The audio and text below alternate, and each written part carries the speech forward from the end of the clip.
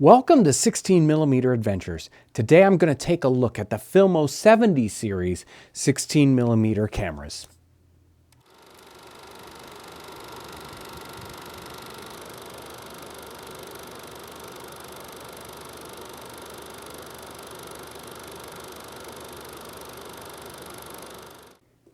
I think the Filmo 70 series cameras is a great place to start for a beginner or someone who doesn't have a lot of funds.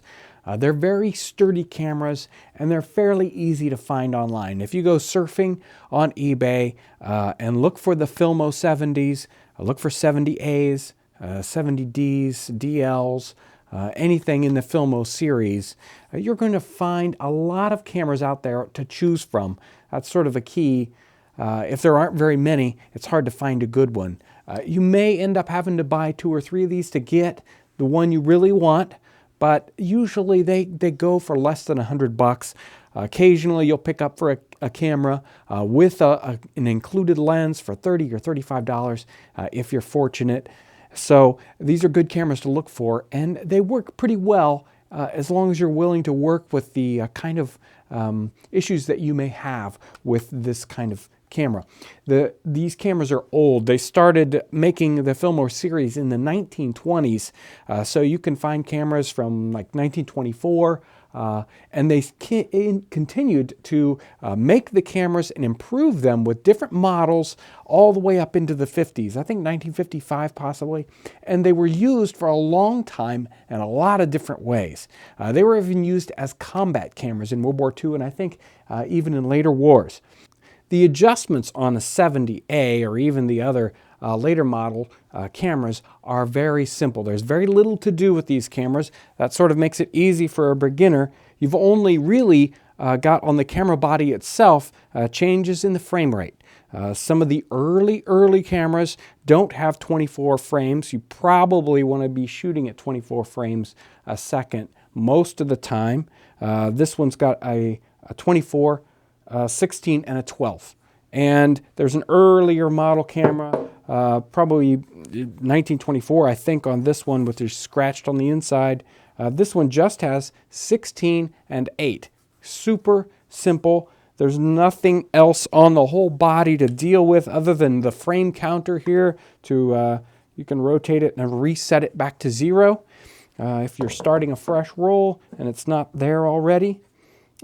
Then you're going to have whatever's on your lens itself, so focusing and an aperture. And so you've got almost nothing to mess up, just very few settings here. The camera opens up with a simple twist of the levers here. Pop this camera open, and there's just a few things here to get this threaded up. It's very simple. You can pull this little center section back.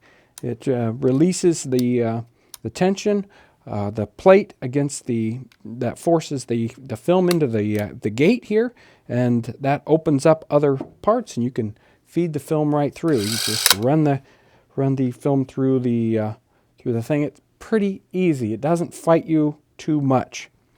Lenses might be a tricky part with your camera. Hopefully you purchase a camera and it's already got a lens attached, so you know it works with your camera. The 70As, the early cameras, can be a little tricky. These things are meant to focus by unscrewing the lens off the mounting hole. So the mounts and the threads are a little different than a standard C-mount lens. Be aware of that. I'm not sure what to tell you, except if you're looking at a 70A, hopefully it's got the lens attached, or you may have some difficulties with getting a proper C-mount lens. A regular C-mount lens will not screw into these. The threads usually aren't deep enough, and they won't engage properly. If you're looking for C-mount lenses and you've got a turret camera, some lenses protrude a little bit. There's a little extra behind the threads that'll cause problems with the rotation of the turret. So it might still work in your camera, but you won't be able to rotate the turret. You'll have to unscrew the lens to do that. Another thing to consider, these are inexpensive cameras. They're very simple, and they're non-reflex cameras. So if it's got a way of sighting down the side here. All these either have one built in. Sometimes they have a turret type. Occasionally they'll have an adjustable focal length piece in here. The problem is they've got their tiny little holes. Very difficult to see through the viewfinder exactly what you're shooting. Most of the time it's really just a guess. That can be difficult for beginners. It's just something you're going to have to experiment with. I usually at some point I just kind of bring it up and I kind of get a feel for what I'm shooting.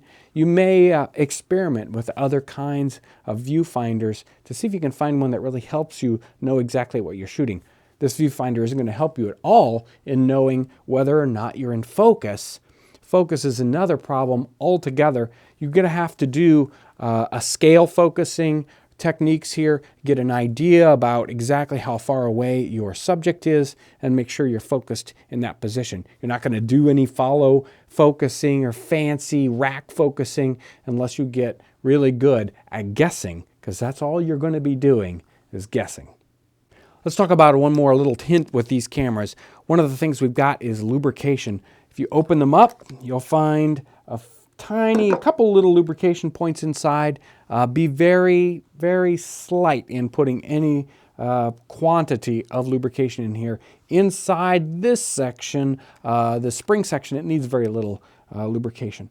You do have some issues sometimes with the cameras working with the shutter right on the inside, and sometimes the shutter will be sluggish or it won't work at all. This little center little button here on the 70A series, or the earliest ones, this little center button is actually just a little plug, and you can get underneath that, and I can just do it with my fingernails, pull out the little plug. It'll create a little tiny hole right in the very center of that shutter section. You can put one single drop of oil in that, and all of a sudden the camera starts working again. That lubricates that very center shaft that the shutter spins around. Sometimes you'll have to get into the camera a little bit more. Don't even bother trying to unscrew any of this stuff. In the back section here, only the spring motors behind that. If the camera's broken in that way, it's not worth fixing. Start looking for a new camera. I have purchased a camera which was functional and only worked for a little while, and then the spring died on it. It happens. They're ancient cameras. You can't expect them to last forever. So if the spring motor dies in it, well, you got a bag of parts. You might try to take it apart, but that spring will come out and bite you like a snake if you just open this thing up. It is fairly easy to get the shutter section out. On a 70A, there's just 4 screws, and this comes out. You have to be very careful because the shutter button will just fly out. It's spring-loaded, and that's the only thing holding it in there. Coaxing it back into place can be difficult, so you'll bring that shutter in. You'll have to bring the button in and get it all engaged. That can be a little tricky to get them back together. You kind of have to play with some of the parts just kind of slop around in there when you take them apart, and you can't understand how it works at all. But very little bit of lubrication inside the shutter area, and you can get that working. I want to encourage you, if you're a beginner, these are great camera to start out with. They're very simple to use. They're very sturdy. They're fairly inexpensive and easy to come by. A great little beginner camera. Thanks for watching this 16mm adventure. Make sure to check out the blog 16mmAdventures.com.